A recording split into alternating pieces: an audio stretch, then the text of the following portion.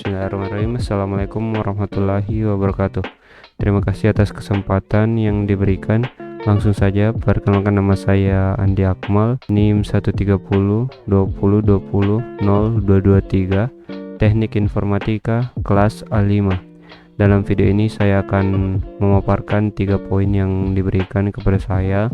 Yang pertama yaitu perbedaan respawn dan cool spawn pada HTML. Dalam mempelajari tabel HTML, kita perlu tahu perbedaan cool spawn dan respawn. Kedua atribut tersebut merupakan atribut pelengkap untuk membuat tabel di HTML. Respawn digunakan untuk menggabungkan beberapa sel tabel menjadi satu secara vertikal. Jika di istilah mudahnya adalah beberapa baris ke bawah yang akan digabungkan.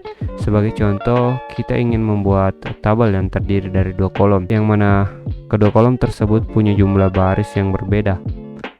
Kolom satunya hanya memiliki 1 baris, sedangkan kolom satunya lagi memiliki 3 baris.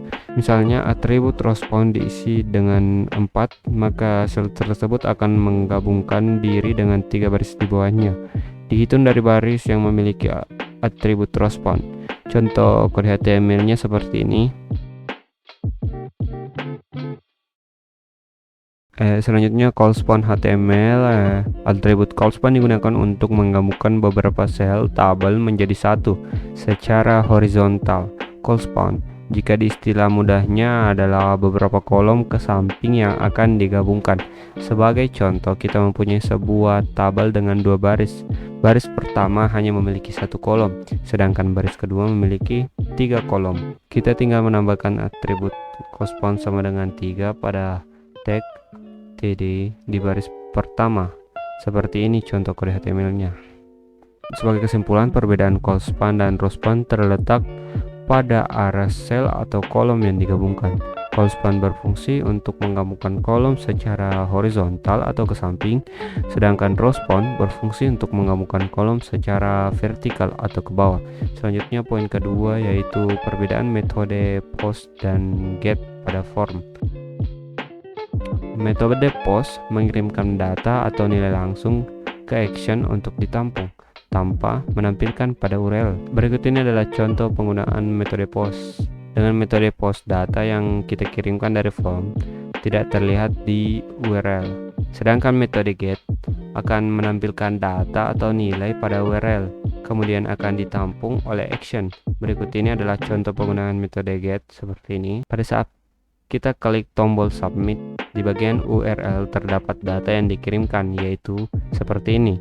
Dengan metode get, data yang kita kirimkan dari form akan terlihat di URL.